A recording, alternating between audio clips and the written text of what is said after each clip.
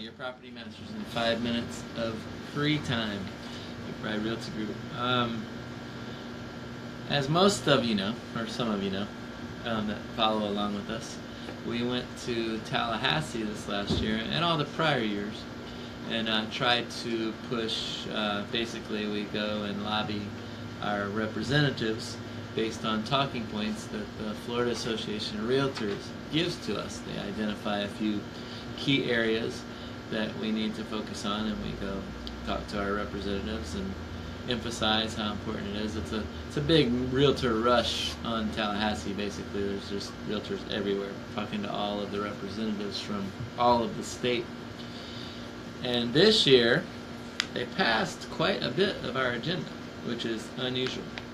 So it's a total of over $2 billion that they estimate that will be saved by Florida property owners.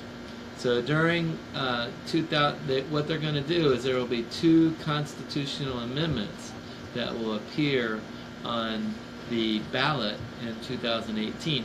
And of course, we will be pushing for those to be passed, and I really don't think they're going to have much problem once you see what they say. Voters will have 2 referendums that were approved by the 2017 legislature. The first would permanently cap the annual increase of property taxes for all non-homesteaded properties at 10%. What this means is if you own a second home or a rental or 2, they would cap the increase of property taxes at 10%. So as prices of properties are shooting up, you have the potential to have your taxes go through the roof. If your property doubles, then you would assume your taxes would double. But I guess a few years back they made it a 10-year type thing, cap it at 10%. But now they've made it a permanent thing that they're going to make an amendment, a constitutional amendment, to make it a permanent thing. On your homesteaded property, the maximum increase is 3%. So it's still more for someone in commercial, but it would be cap it at 10%. This would help keep people involved in rental real estate. For instance, a bunch of people bought rental real estate during the crash. If they were to have their taxes double, they may rush to sell their property, which would cause your property values to go down, and nobody wants that. The second would allow homeowners to shield an additional $25,000 of their home value from non-school property taxes. Both proposed amendments will require 60%. So what this means is an additional $25,000 homestead exemption. I'm not 100% sure if that's continuing the existing one. I think it is, the one that gets you to 50%. I mean 50,000. But an additional 25% of value shielded from the homestead exemption, depending on what your tax rate is, will typically save you quite a few $100s on your taxes. Combined, the legislature also agreed to inject $600 million from general revenue into the K through 12 budget.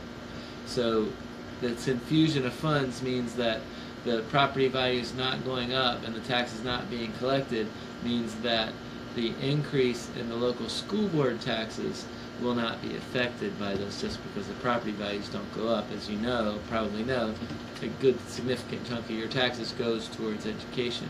So by limiting the cap on the increase, they've taken it from the general fund to make up for that money. So combined, this represents more than $2 billion in potential savings to millions of property owners and investors.